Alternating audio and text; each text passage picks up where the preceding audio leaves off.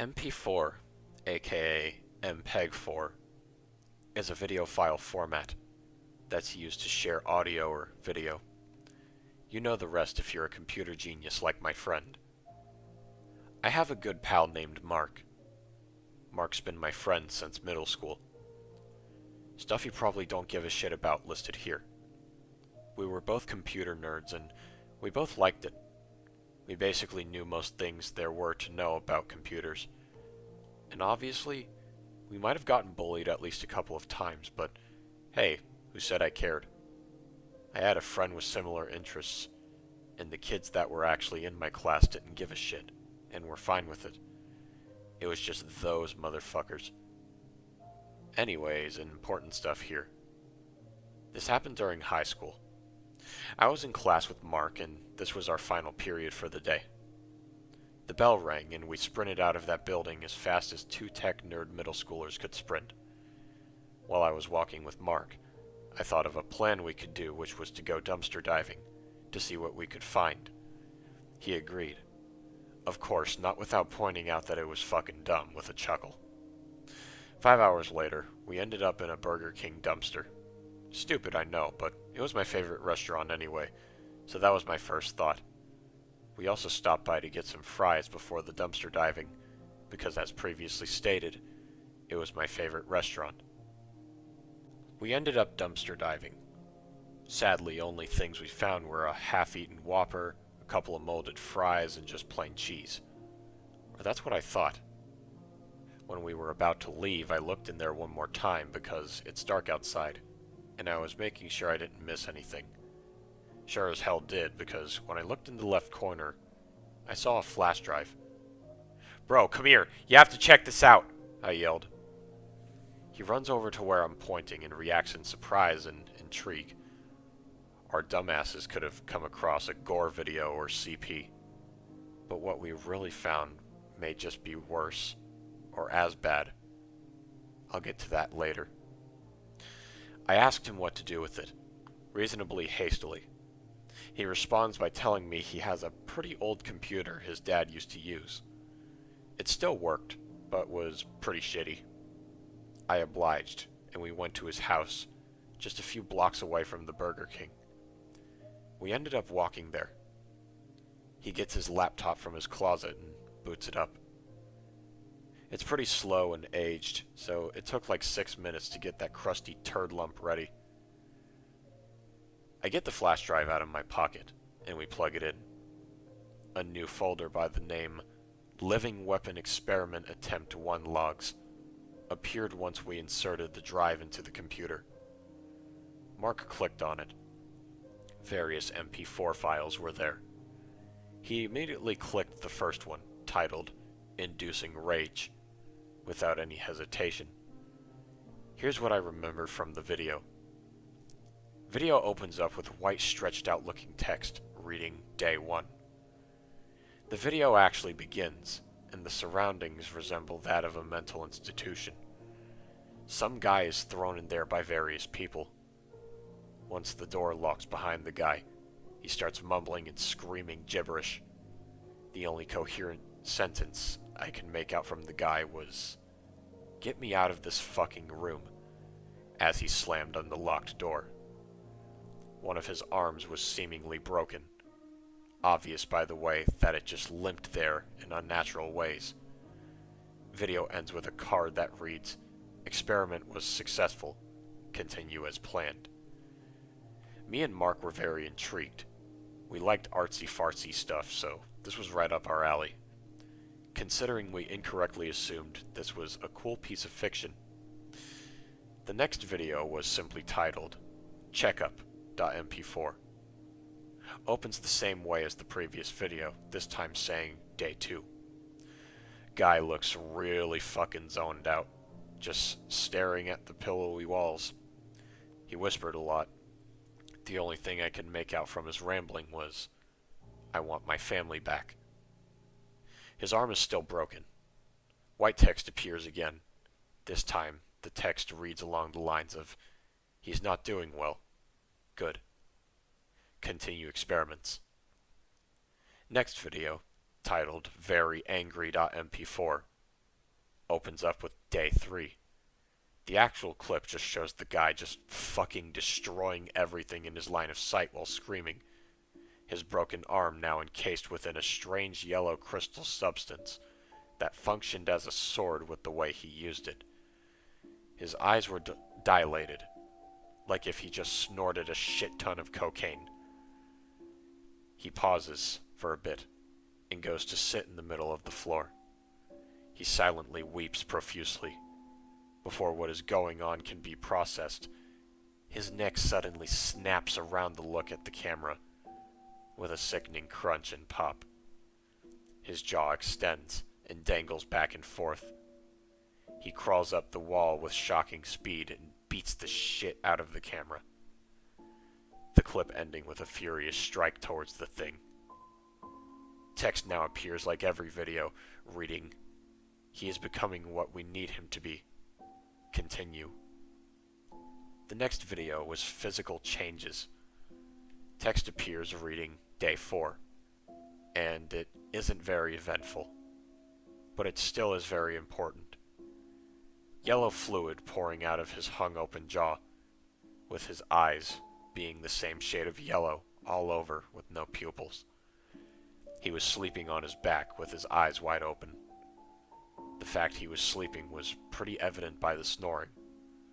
Another more disgusting possibility I've come to realize over the years is that it could possibly be an example of a thing that occurs, titled the death rattle.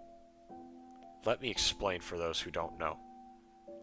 The death rattle is a distinctive noise coming from the throat of a dying person, basically where their brain forces them to breathe because they can't do it themselves. It's pretty fucking gross. The text that appears at the end simply reads, "He's perfect. Send him to the battlefields." Me and Mark were pretty fucking hyped for the final video, considering our asses thought this was a work of fiction. So I got some snacks and we decided to watch the last one. The last and final video was titled Failure.mp4. Day 5. The video opens with the guy now entirely encased in yellow crystals, with the yellow stuff just dripping off of him. Various people in suits walk into the rubber room. "All right, Aston. You ready to fight for your country?" His throat, spraying the yellow liquid everywhere, simply yells, "No! Don't touch me!" The monstrous man slashed into one of the scientists, who screams and yells into the other direction. "Aston, you have to understand! You'd be doing this country a great family! Where did they go? You'll be helping your family! Those radicals won't stand a chance against your might! You signed up for the— No! No! No! No! No! No! No! The broken man begins to rip and tear into the scientists with relative ease, while screaming out random names. Here are the names I can recall: Martha, Eric or Ethan, Angela or Angel or Ava. My basic guess as to what these names are is that they're the family that the guy was talking about. As the man continues to rip and tear into the scientists, the door manages to close on one of his arms, causing him to howl in pain, and for yellow to spray in every which way. The door opens again, and the man is met with immediate gunfire, dying on the spot. An uncomfortably long pause, and we get the final piece of text. Experiment was a failure. Better luck next time. Me and Mark were still convinced that this was fiction, and applauded the talent that what we thought were actors had shown. That was until 2 days later, when police showed up at my house. They had said that they were searching everybody's computer for suspicious activity. Luckily, they didn't find shit on my computer. I mean, obviously, what kind of suspicious things would I be looking at that would prompt the fucking police to show up? But something did happen to my computer that they never mentioned. The zip file was gone, and so was the flash drive. I remember being in panic and calling up Mark about how the police randomly deleted the zip file, and being mad if anything else. Most disturbingly, though, I so vividly recall seeing white-suited people handing over fat stashes of cash over to the cops outside afterwards. My brain at the time rationalized it as, oh, they were looking for some kind of evidence, and that was just forensic stuff or whatever. But I now believe that it was something much worse. I remembered something vividly while typing this. I was asleep with my TV on. Weird, I know. Just bear with me here. Sometime before this happened. I probably forgot about it while the video was being watched. There was a section on the news channel I watched that was dedicated to telling the world about certain missing people, in hopes that making it public would aid in the search of the missing person. One day, I remember seeing a report of somebody named Aston Jameson on the TV, who happened to be wearing a military uniform. More people in the military and surrounding towns had begun to go missing throughout the following weeks. I recently got a piece of paper in the mail that simply reads, "Nobody will believe you." I don't care if they do. I will fix this. I need to get to the bottom of this. I need to know what happened to those people. I don't know what will happen to me if I look any further, but I need to know. It's the right thing to do. I won't let them get away with this.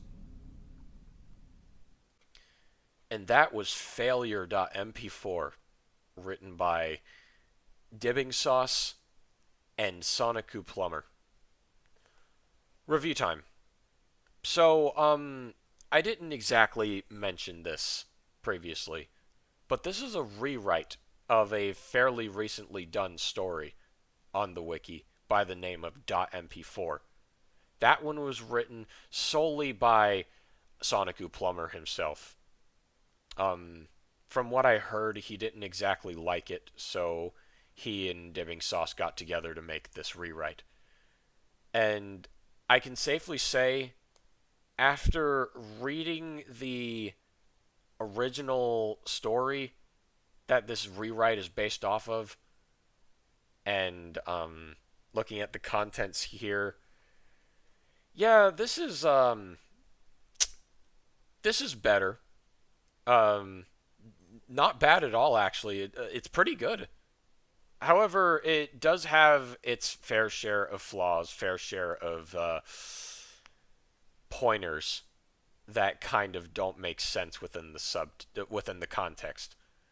For example, first off, out of all the places they found this flash drive with certain government, what I'm assuming to be government files on it, why did they put it in a dumpster? A Burger King dumpster, nonetheless.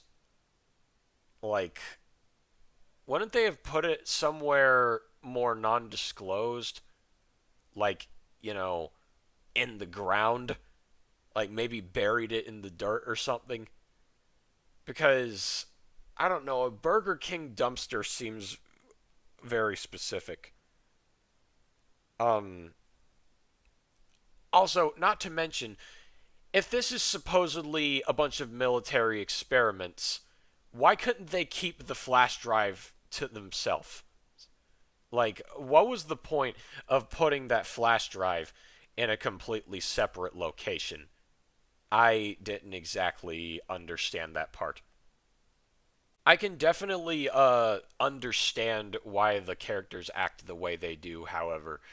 How they think that it's some sort of art project instead of an actual experiment. Hence why they're applauding it and such. Like, what do you expect? They're in middle school. Like, I'm pretty sure they've seen things like... I'm pretty sure some of us have seen the human centipede. I mean, that was pretty freaky. Here, it's, it provides a pretty pretty good amount of body horror. It describes body horror very well as well. Also, it's not just, oh, my eye fell out. It's, this guy was experimented on to become a human weapon. And in the process, crystals grew around his body and destroyed him from the inside, while simultaneously they thought it would make him stronger. That's really cool. That is a really cool premise. I love that a lot. And then we get to the ending, where the main characters finally realize that this is real. Maybe the nobody will believe you thing was someone from the government telling them, uh, shut up, notifications, shut up. My bad. Maybe this nobody will believe you paper that was sent in the mail is actually some sort of, like, government agent telling them that, like, this will never be found out since they took the flash drive and everything with it. Which also explains the people outside of their home paying like stacks of cash to the police. It's like it provides such betrayal and a gruesome breaking of the justice system. Like, you two did an awesome job on this story. It has its flaws, but I had lots of fun reading it. And, yeah, you two did good. Another thing I want to mention is, the paragraph that's brought up in the beginning, where it literally says stuff you probably don't give a shit about listed here. And then it puts down a paragraph of information that is kind of useless, redundant to the story. Like, if you took it out, it wouldn't change anything. I really don't understand why that's there. Literally, if you took it out, the story would flow like just as well. So, like, for redundancy, I'm gonna have to dock a few points for that. But my final rating would have to be an 8 out of 10. That was awesome. You two did an awesome job. It's just those two flaws that kind of undermine a few things. But with that being said, this is simply my personal opinion. We all have our opinions regarding these pastas. What did you think of the pasta? What would you have done to improve upon it? And as always, I will see you all in the next narration. I love you all. Bless.